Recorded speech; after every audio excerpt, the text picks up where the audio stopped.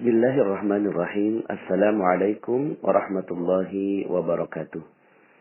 Alhamdulillah, summa alhamdulillah, wassalatu wassalamu ala rasulillah, amma ba'd. Alhamdulillah, bagaimana kabarnya semua Bapak Ibu, sahabat magnet rezeki yang dirahmati Allah. Semoga kita semua selalu berada dalam limpahan, curahan rahmat, dan karunia yang tak terbatas dari Allah Subhanahu wa Ta'ala. Semoga kehidupan Anda bertambah keberkahannya, bertambah kemuliaannya, bertambah kejayaannya, dan terutama bertambah disayang oleh Allah Subhanahu wa Ta'ala. Bapak Ibu, pada kesempatan kali ini saya ingin menyampaikan materi tentang detox rezeki. Ya, terus terang saya sudah beberapa kali tag untuk merekam materi ini, tapi beberapa kali juga saya tidak berhasil merekamnya. Bukan karena kualitas suaranya, tapi ada kekuatan yang sangat besar di dalam diri saya. Materi ini bisa membalik seluruh kehidupan Anda. Ibarat kalau kita salah jalan, kemudian kita sadar, kemudian kita tinggal U-turn atau berbelok berbalik arah. Maka mudah-mudahan materi detox rezeki adalah materi yang bisa membuat kita semua, saya juga sebagai pribadi yang banyak sekali kesalahan, bisa jauh-jauh lebih dekat kepada Allah Subhanahu wa Ta'ala, sehingga akhirnya rezeki kita dimudahkan olehnya. Bapak Ibu, ada banyak sekali yang merasa menyesal tentang dosa-dosa yang pernah dilakukan. Tapi lebih banyak lagi yang tidak menyesal, Bapak Ibu. Lebih banyak lagi yang tidak mengetahui tentang dosa-dosa yang dilakukan. Lebih banyak lagi yang tidak mengerti tentang perisai rezeki. Dia hanya mengerti tentang kenapa hidup susah, kenapa hidup kok jadi ribet, kenapa kok rezeki jadi seret, kenapa kok hidup tidak mudah dijalani, kenapa tampaknya Allah tidak adil begitu. Tapi betapa banyak orang di luar sana yang tidak sadar bahwa ternyata seluruh sebab-sebab dari yang terjadi pada kehidupannya hanyalah perisai rezeki yang dicintai betul olehnya. Sehingga akhirnya dia tidak merasa bahwa dia telah melakukan kesalahan. Maka bagi Anda yang menghubungi saya secara pribadi dan kemudian mengatakan tentang betapa hinanya diri kita, betapa hinanya diri saya ketika mendengarkan materi tentang jodoh terbaik, mendengarkan materi tentang cacat yang sempurna, mendapatkan cerita tentang betapa banyaknya orang yang bersalah lalu kemudian berharap Allah Subhanahu wa Ta'ala mengampuninya, tentang materi-materi yang berkaitan dengan apa yang sudah saya sampaikan sebelumnya. Bapak Ibu, bagi mereka-mereka yang sadar akan perisai rezekinya, saya ingin ucapkan selamat kepada Anda. Kenapa? Karena kesadaran akan kesalahan adalah rezeki itu sendiri. Kesadaran bahwa kita berbuat salah itu adalah rezeki yang tidak ternilai, Bapak Ibu. Karena siapa sih yang gak pernah berbuat salah? Siapa yang gak pernah berbuat dosa? Kullu bani Adam khatta'un. Seluruh bani Adam, tak terkecuali para nabi dan rasul, khatta'un, berbuat salah, berbuat dosa, berbuat khilaf. Wa khairul khatta' at-tawwabun, dan sebaik-baik orang-orang yang berdosa adalah mereka yang bertaubat kepada Allah Subhanahu wa Ta'ala. Di sepanjang sejarah ada banyak sekali kisah tentang orang-orang yang berdosa lalu berbalik arah. Berdosa berbalik arah lalu Allah tinggikan derajatnya. Berdosa berbalik arah Allah tinggikan derajatnya. Nabi Musa alaihissalam ketika beliau merasa tangannya hina betul ketika memukul seseorang yang dibelanya, sebenarnya ada konflik antara kaumnya Bani Israel dengan pengawalnya. Pengawalnya Fir'aun, ya. Lalu kemudian dipukul, lalu kemudian terbunuh. Dan kemudian Nabi Musa merasa hina sekali. Nabi Musa merasa dirinya bersalah sekali karena telah membunuh. Karena dalam sebuah ayat Allah Subhanahu wa taala berfirman, barang siapa yang membunuh satu manusia itu sama dengan membunuh seluruh manusia. Wa man ahyaha faka'annama ahyan nasa jami'a. Tapi sebaliknya, jika seseorang itu telah menghidupkan jiwa seseorang, maka dia sama dengan seperti menghidupkan seluruh jiwa manusia. Tapi subhanallah Bapak Ibu, kehinaan yang dianggap oleh Nabi Musa berbalik arah menjadi kemuliaan yang Allah Subhanahu wa taala pilihkan untuk beliau, yang akhirnya diangkat menjadi nabi.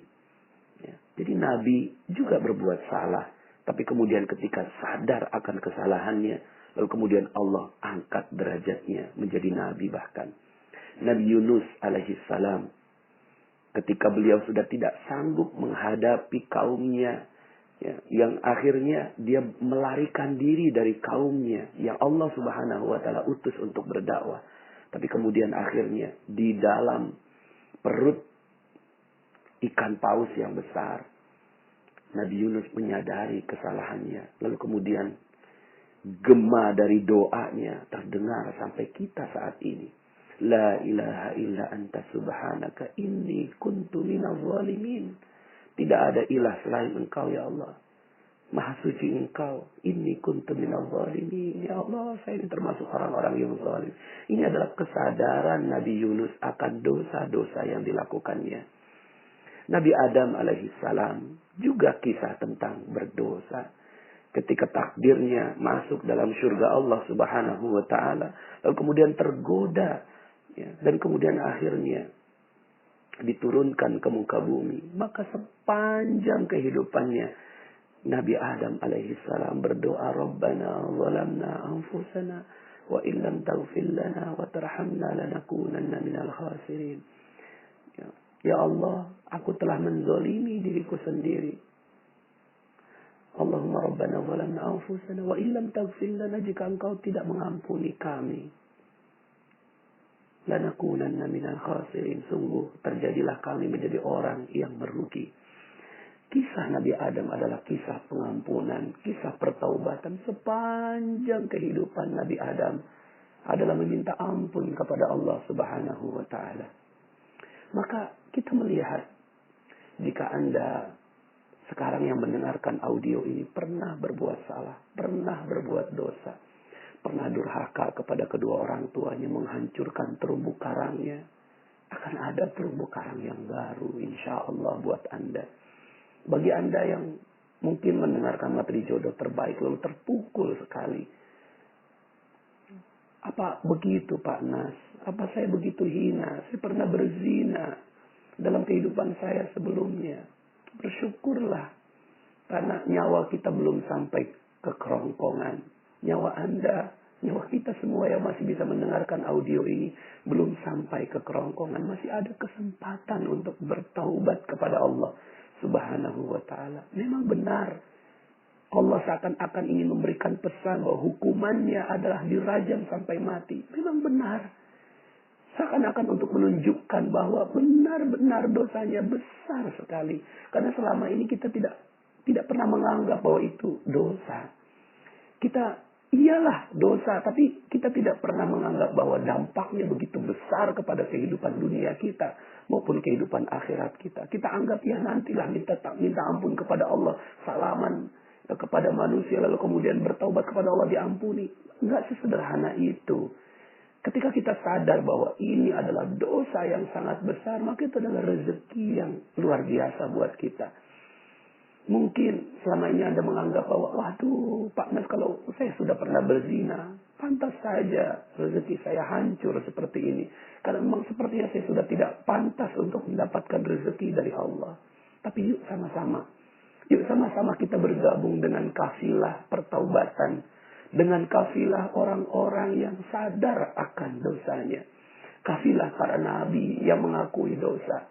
Kafilah orang-orang yang dimuliakan oleh Allah Subhanahu wa taala. Bahkan ada banyak sekali kisah tentang mereka-mereka yang sadar akan dosanya. Tapi kekuatan kesadaran akan dosa. Kesadaran akan dosa ini yang membuat akhirnya Umar bin Khattab dalam sebuah hadis Rasulullah SAW bersabda, "Ittaqillaha haitsuma kunta wa atbi'is sayyi'atal hasanata tamhuha." Bertakwalah kepada Allah dimanapun kau berada. Dan iringilah perbuatan buruk dengan perbuatan baik. Karena kebaikan dapat mengkompensasi keburukan. Maka hadis ini menjadi kabar gembira bagi Umar bin Khattab radhiyallahu an.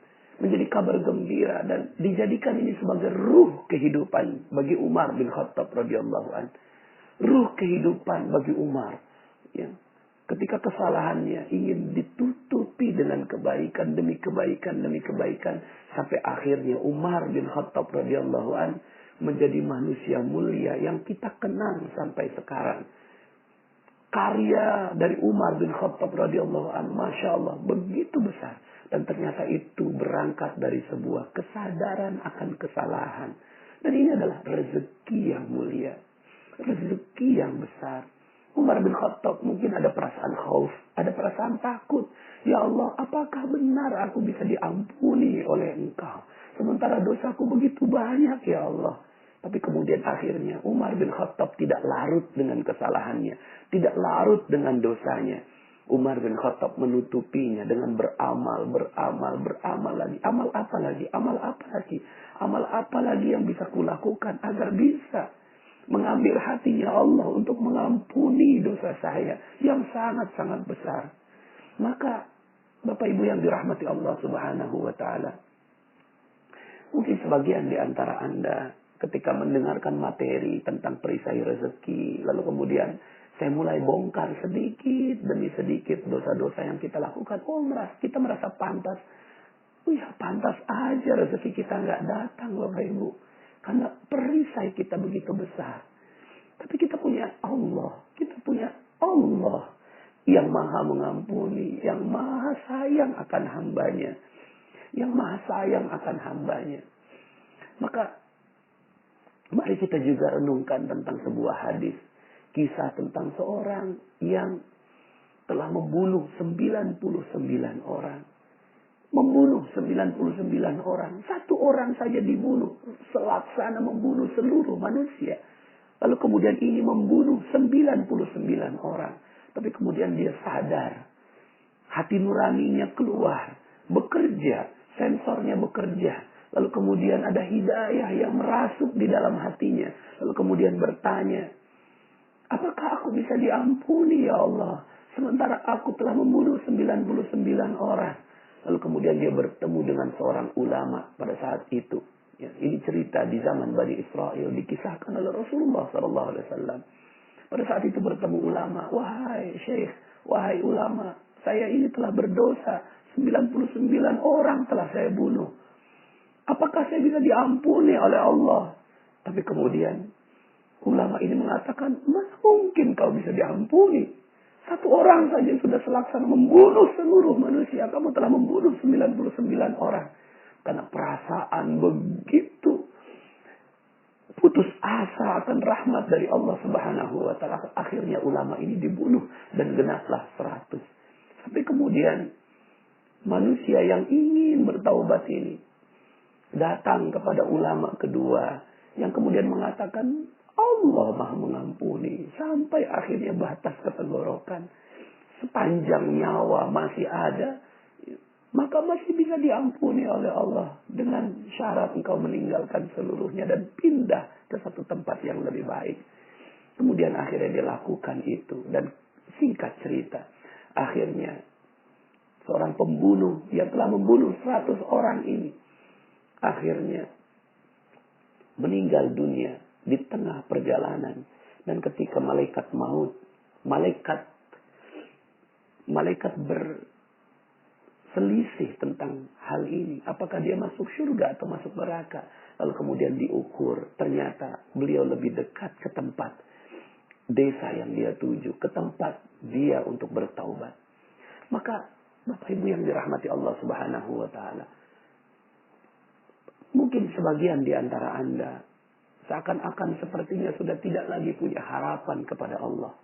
Tapi yuk sama-sama kita renungkan tentang ayat-ayat Allah Subhanahu wa taala dan hadis-hadis Nabi yang bercerita tentang hal ini. Dalam Al-Qur'an disebutkan dalam surat Az-Zumar ayat 53 sampai 54. Qul ya ibadiyalladzina asrafu ala anfusihim la taqnatu min rahmatillah. Innallaha yaghfiruz dzunuba jami'a innahu huwal ghafurur rahim. Katakanlah, hai hamba-hambaku yang melampaui batas terhadap diri mereka sendiri, janganlah kamu berputus asa dari rahmat Allah. Sesungguhnya Allah mengampuni dosa-dosa seluruhnya. Sesungguhnya dialah yang maha pengampun lagi maha penyayang. Wa anibu ila rabbikum wa aslimu lah. Wa aslimu lahu min qabli ayyatiyakumul azab. Tsumma la tunsarun. Dan kembalilah kamu kepada Tuhanmu dan berserah dirilah kepadanya sebelum datang azab kepadamu. Kemudian kamu tidak dapat ditolong lagi. Bapak Ibu, bagi sebagian Anda yang mengalami musibah dalam kehidupannya, musibah dalam rezekinya, musibah dalam kehidupannya karena dosa-dosanya begitu tebal, begitu besar. Maka yuk sama-sama kita jadikan ini sebagai momen untuk kembali kepada Allah Subhanahu wa ta'ala. Bahwa insya Allah sepanjang nyawa kita masih ada dan belum sampai ke tenggorokan, kita masih memiliki kesempatan untuk bertaubat kepada Allah. Kita masih punya kesempatan untuk melakukan pertaubatan. Nah, Bapak Ibu, ini judulnya adalah detox rezeki. Ya. Bagaimana kita bisa dengan jalan pertaubatan ini kita melakukan detox? Ya. Mungkin Anda pernah melihat, dan ini pengalaman saya bersama istri begitu ya. Ada yang memakai kosmetik bermerkuri, kosmetik berbahaya, lalu kemudian wajahnya hancur gitu ya. Lalu kemudian dia sadar gitu. Setelah menggunakan kosmetik beberapa lama, kemudian akhirnya dia sadar bahwa zat yang dimasukkan ke dalam wajah ini adalah zat yang berbahaya. Lalu kemudian dia mulai sadar akan kesalahannya. Tapi kemudian jalan untuk berbalik ke wajah yang semula itu adalah jalan yang terjal, Bapak Ibu. Jalan yang terjal mungkin akan keluar semua flek-fleknya, jerawat dan segala macam gitu ya dari wajahnya. Tapi kemudian ketika ada yang memahami bahwa ini adalah proses detox, ini adalah proses detoksifikasi, keluarnya racun dari seluruh tubuh, maka dia bisa menerima dengan begitu sabarnya.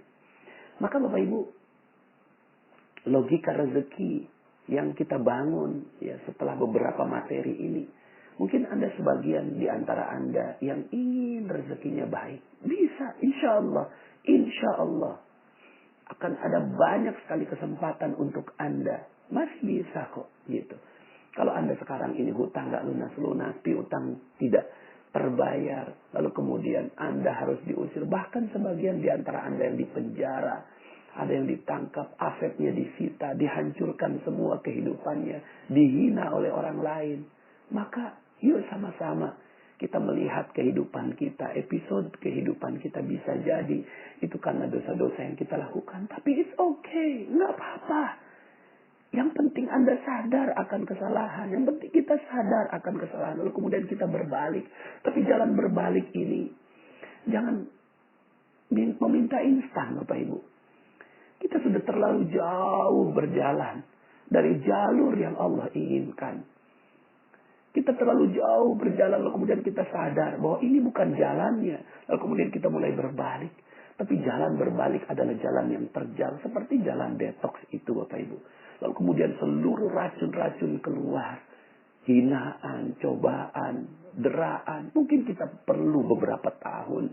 Kita perlu beberapa tahun sampai kemudian akhirnya Allah Subhanahu wa taala berikan rezeki yang baik untuk kita. Yang perlu kita sadari adalah bahwa sudah kita minta ampun kepada Allah atas seluruh kesalahan-kesalahan yang telah lalu. Kemudian kita sadar bahwa kita berbuat salah. Yang repotnya ini ada banyak orang yang ingin rezekinya berlimpah, tapi dia nggak sadar bahwa dia pernah berbuat salah. Merasanya bahwa hidup saya baik-baik saja, saya nggak pernah berbuat salah. Ya, lalu kemudian, tapi ternyata hidupnya nggak harmonis, masalah di mana-mana. Ya, kemudian kehidupan yang nggak nyaman itu juga bagian dari kesalahan. Kalau seandainya hidup kita udah benar, ya, hidup kita udah bagus, hidup kita udah rapi, maka pasti rezeki datang dengan bagai air bah. Kita harmonis dengan keluarga, hidup kita nyaman. Kalau belum terjadi seperti itu, mungkin kita perlu berbalik. Dan saat berbalik itu kita perlu mengalami yang namanya detoksifikasi, keluarnya racun-racun. Maka jangan heran, mohon maaf, mohon izin bagi mereka yang ingin menekuni jalan ini. Bagi mereka-mereka yang ingin mengetahui tentang jalan ini, maka jalan ini akan dipenuhi dengan keluarnya racun-racun yang ada dalam tubuh kita. Kalau keluar itu, maka berbahagialah. Makanya dalam materi sebelumnya saya sampaikan tentang yang namanya paradox of candy. Akan ada bungkus-bungkus yang banyak yang dikeluarkan. Mungkin barang Anda hilang. Mungkin Anda akan dihina orang. Mungkin ya akan ada banyak sekali pengorbanan yang keluar dari diri Anda. Tapi itulah prosesnya. Itulah detoxnya. Itulah detoxnya. Itulah bungkus-bungkus yang keluar. Sabar saja. Sebentar lagi isinya akan datang. Ya, sebentar lagi isinya akan datang. Mungkin saya ingin sedikit cerita tentang ada satu kisah yang saya lihat betapa dahsyat buat saya dan detoxnya cepat begitu ya. Ya mungkin bukannya cepat ya, tapi di antara jalan yang Allah pilihkan untuk detoksifikasi ini Allah kasih hadiah gitu. Allah kasih hadiah. Ini kisah tentang seorang nenek. Nenek ini hobinya minta-minta Bapak Ibu. Setiap hari minta-minta. Setiap hari minta-minta. Dia nggak sadar bahwa minta-minta adalah dosa. Berharap kepada manusia, meminta-minta, ini adalah dosa. Dia nggak sadar ini. Dan dia merasa, oke, yang lain dia berada di dalam komunitas peminta-minta. Ini adalah sesuatu yang wajar. Ini adalah mencari nafkah. Tapi dia nggak sadar bahwa ternyata Allah nggak suka dengan perbuatan ini. Maka kemudian akhirnya dia tahu bahwa dia dapatkan kisah tentang Ustadz Yusuf Mansur. Dia datanglah ke pengajiannya Ustadz Yusuf Mansur. Ya. Akhirnya dia datang bukan buat ngaji, tapi buat minta-minta. Ya, sampai akhirnya ya panenlah Bapak Ibu ya. Karena Ustadz Yusuf Mansur ini mendoktrin jamaahnya untuk sedekah. Ya, sementara si nenek ini ada di luar. Ya. Tinggal menengadahkan tangan sampai kemudian akhirnya seluruh jamaahnya menjadikan sang nenek ini sebagai alat praktikum Bapak Ibu ya. Lalu kemudian dia lakukan itu terus sampai kemudian akhirnya ketahuan sama jamaah Bapak Ibu. Dilaporkan sama Ustadz Yusuf Mansur. Ya kemudian ketemu. Nenek datang pengen minta-minta. Enggak Ustadz, saya nggak pengen minta-minta. Saya pengen ngaji Ustadz. Wah ini banyak orang yang laporan nenek seperti ini. Enggak Ustadz, gini aja deh. Kalau besok datang pengen ngaji silakan dah. Tapi kalau datang pengen minta-minta lebih baik jangan gitu. Kurang lebih seperti itu isinya nasihat Ustadz Yusuf Mansur kepada sang nenek. Akhirnya itu si nenek datang lagi besoknya. Tapi berubah niat Bapak Ibu. Berubah niatnya. Yang tadinya pengen minta-minta sekarang ngaji. Kenapa? Karena udah ketahuan sama Ustadz Yusuf Mansur. Sampai kemudian akhirnya ini nenek ngaji. Sampai kemudian akhirnya ada tuh si nenek, ada Ustadz Yusuf Mansur, ada saya. Ini si nenek ini ngoceh aja depan Ustadz Yusuf Mansur gitu ya. Nggak tahu orang yang diocehin orang yang sibuk. Sampai kemudian Ustadz Yusuf Mansur bilang gini, udah nek gak usah banyak ngomong. Nih gue mau kasih duit. Ya, yang tadinya dia ngoceh langsung diem gitu. Ya, gue mau kasih duit. 250.000. Tapi bukan buat nenek semua. Ya, 190.000. Bagiin ke orang lain sebagai sedekah. 60.000 buat nenek sebagai ongkos bagiin sedekah. Paham? Nggak paham Ustadz, kata tuh si nenek. Ya akhirnya Ustadz Yusuf Mansur ngelihat saya. Nas, Terusin mas, gue banyak urusan. Akhirnya pergilah Ustaz Yusuf Mansur. Saya berhadapan sama si nenek. Oh mungkin tadi Ustaz Yusuf Mansur ngejelasinnya kecepatan. Saya akhirnya jelasin pelan-pelan. Nek, Ustaz Yusuf Mansur mau ngasih duit. Gitu. Cuma ya bukan buat nenek semua. Ustaz Yusuf Mansur mau ngasih 250.000. Betul kan Ustaz? Ya, saya cari Ustaz Yusuf Mansur. Nggak ada Ustaznya. Oh ternyata nerusinnya bukan cuma nerusin jelasin, nerusin ngasihin duit gitu kan. Akhirnya aduh saya dijebak sama Ustaz Yusuf Mansur, tapi dijebak yang baik begitu. Akhirnya keluarlah dompet saya ada duit 300.000. Kemudian akhirnya saya keluarkan, nenek ada duit 300.000. Tapi bukan buat nenek semua. 240.000 bagiin ke orang lain sebagai sedekah. 60.000 buat nenek sebagai ongkos bagiin sedekah. Paham? Paham Ustaz. Oh cepet banget pahamnya. Kenapa? Karena yang sebelumnya nggak ada duitnya. Sekarang ada duitnya. Jadi orang kalau dijelasin ada duit cepet paham gitu. 2 minggu kemudian saya ketemu masih si nenek lagi. Nangis si neneknya. Subhanallah Ustaz. Alhamdulillah. Ada apa nih? Ada apa? Iya tuh Ustaz. Duit itu udah saya tukerin duit-duit kecil. Ya. Duit 2.000, 5.000, 10.000 gitu. Cuma karena komunitasnya peminta-minta yang datang banyak. Sampai duit 240.000. Udah habis. Masih ada 3 orang yang datang.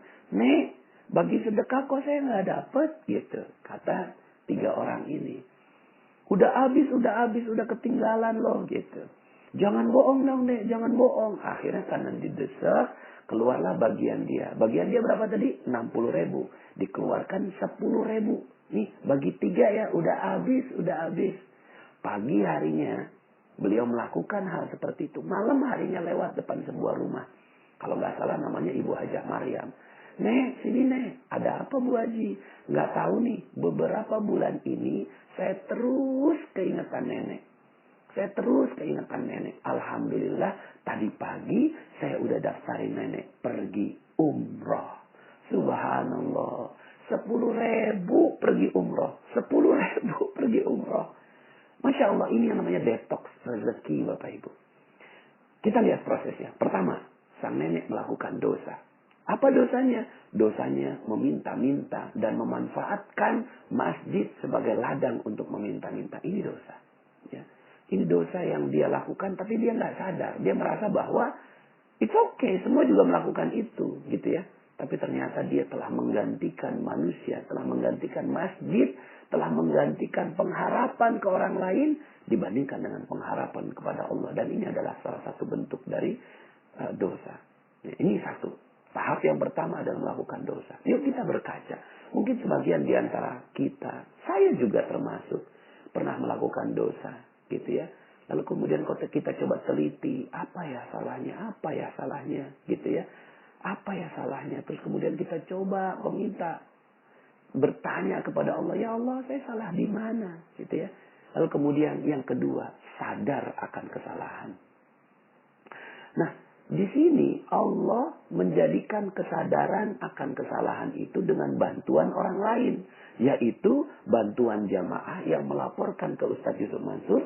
Dan Ustaz Yusuf Mansur juga menegur kepada sang nenek. Ini adalah proses kedua terhadap sang nenek. Yaitu memberitahu tentang kesalahan. Nah, sampai di sini ada orang yang mau nerima. Ada orang yang tidak mau terima. Ya. Sampai di sini ada orang yang mau terima, ada orang yang nggak mau terima. Kebetulan alhamdulillah sang nenek ini mau terima. Akhirnya beliau ya merendahkan dirinya. Ini tahap ketiga. Pertama, terjadi dosa. Kedua, disadarkan akan dosanya. Yang ketiga, merendahkan hatinya kepada Allah Subhanahu wa taala dan merasa bahwa dirinya pernah melakukan salah dan meminta ampun kepada Allah Subhanahu wa taala. Proses merendahkan diri di hadapan Allah ini dilakukan oleh Nabi Adam sepanjang 1000 tahun. Proses merendahkan diri ini dilakukan oleh Nabi Musa. Proses merendahkan diri ini dilakukan oleh Nabi Yunus. Proses merendahkan diri ini dilakukan oleh Umar bin Khattab radhiyallahu anhu. Sehingga ketika setiap beliau ingat akan wajah anaknya, beliau selalu menangis. Ini adalah proses merendahkan diri di hadapan Allah. Ya. Dan proses merendahkan diri ini ya dilakukan dengan sepenuh kesungguhan. Kemudian setelah merendahkan diri di hadapan Allah, baru yang keempat, mengisi dengan aktivitas yang bisa menutupi dosa tersebut. Ya. Yang dilakukan oleh sang nenek adalah ngaji, gitu ya. Ini yang dilakukan oleh sang nenek. Nah, yang dilakukan oleh Umar bin Khattab adalah menutupi dengan berbagai amal soleh. Maka kita harus haus, gitu ya. Harus haus, apalagi nih amal soleh yang harus saya lakukan. Makanya janji Allah terhadap berbagai amalan itu adalah diampunkan seluruh dosa. Ini ada proses detox, gitu ya. Ini ada proses detox sehingga akhirnya ya, yang dilakukan oleh seorang mukmin adalah mencari detoxnya. Apa nih yang harus saya lakukan agar bisa mendetoks dosa-dosa saya, agar bisa menghancurkan seluruh dosa-dosa saya. Begitu, ya. Maka di sini menutupinya dengan berbagai amal soleh, beramal lagi. Haus dengan amalan-amalan yang Allah janjikan untuk pengampunan dosa. Nah, untuk kasus sang nenek ini beliau akhirnya ngaji. Dan saya yakin proses ngaji yang dilakukan oleh sang nenek ini pedih sekali. Kenapa pedih? Karena dia biasa mendapatkan uang dari pengajian. Tapi sekarang ini tidak mendapatkan. Maka bisa jadi kehidupannya berat. Bisa jadi kehidupannya sulit. Bisa jadi kehidupannya tidak mudah Bapak Ibu.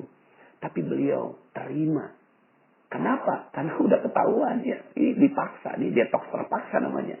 Tapi Anda, insya Allah ya. Saya yakin Anda yang mendengarkan audio ini adalah mereka-mereka yang tegar. Yang siap menerima detox dari Allah Subhanahu wa Ta'ala.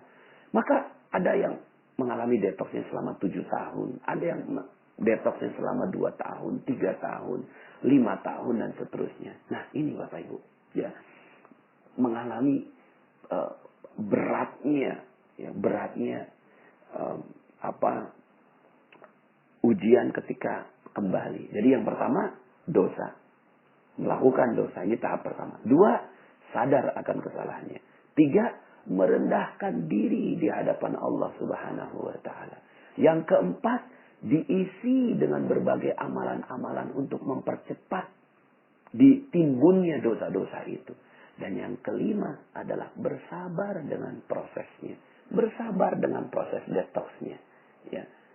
Bersabar dengan prosesnya. Yang keenam, bersabar ketika muncul berbagai kesulitan-kesulitan dalam proses detox ini. Ya. Kalau ini yang sudah dilakukan, maka terjadi yang keenam, Bapak Ibu. Yang keenam ini adalah ujian. Ujian terhadap proses detox kita. Ujian yang terjadi pada sang nenek adalah ya diberikan harta. Dan harta ini amanah. Amanah ini harus disampaikan kepada pemiliknya. Dan ternyata sang nenek melakukannya dengan berhasil. 240.000 dibagikan semuanya.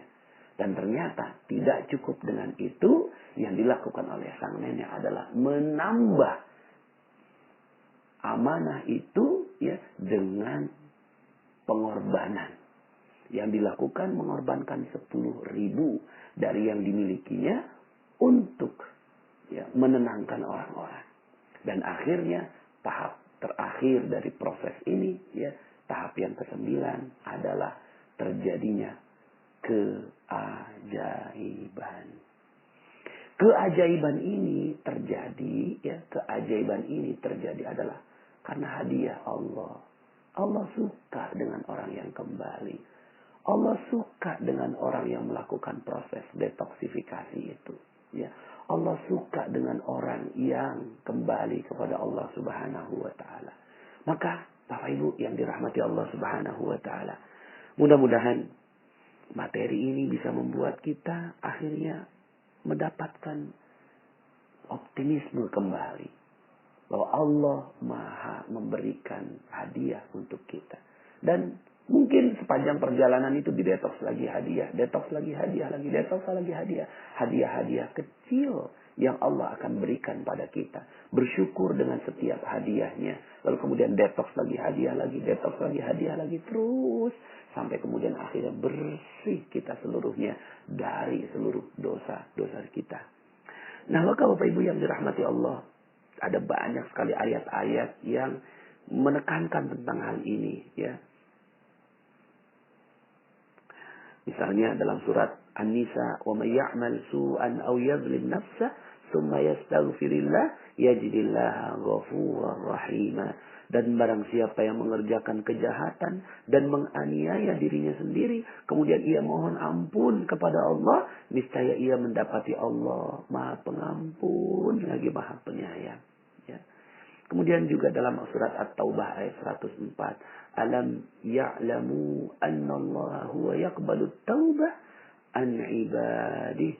Tidaklah mereka mengetahui bahwasanya Allah menerima taubat dari hamba-hambanya.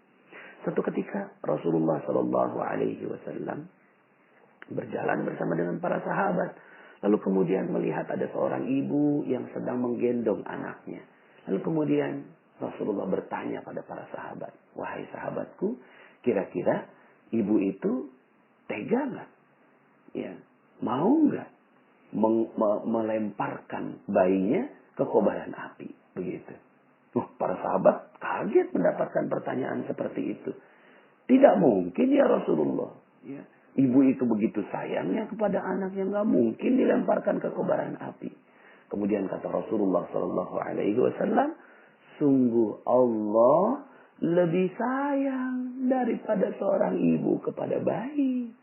Sungguh Allah lebih sayang daripada seorang ibu yang menyayangi bayinya. Maka Allah menyayangi Anda, Bapak Ibu semua. Allah menyayangi kita.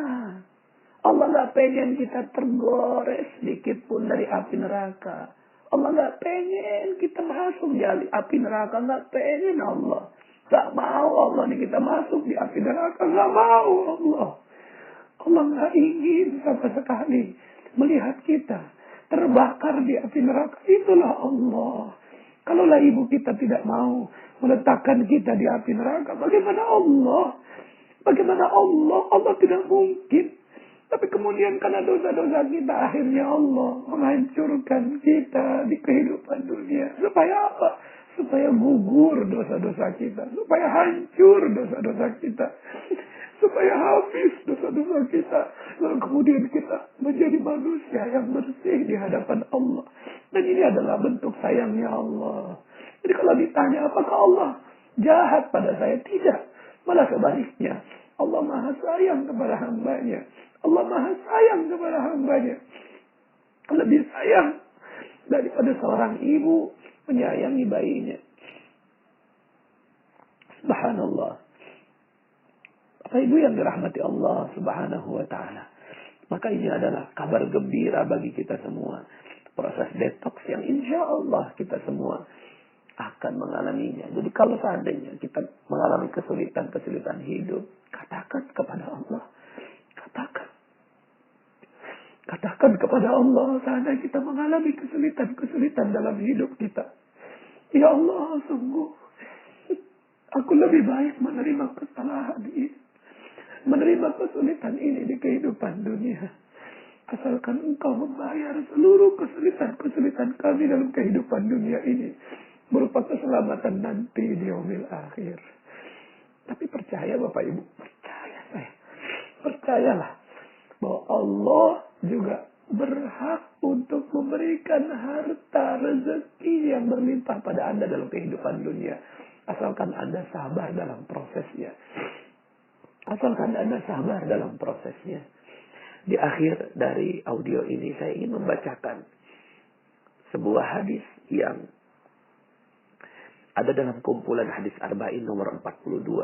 Dalam sebuah hadis qudsi, Anas radhiyallahu an berkata, aku mendengar Rasulullah sallallahu alaihi wasallam bersabda, Allah Subhanahu wa taala berfirman, wahai anak Adam, selama kalian mau berdoa dan berharap kepadaku, pasti ku ampuni dosa yang pernah kalian lakukan. Pasti ku Aku ampuni dosa yang pernah kalian lakukan. Dan aku tidak peduli. Wahai anak Adam, seandainya dosa kalian membumbung setinggi langit. Membumbung setinggi langit. Lalu kalian memohon ampun kepadaku.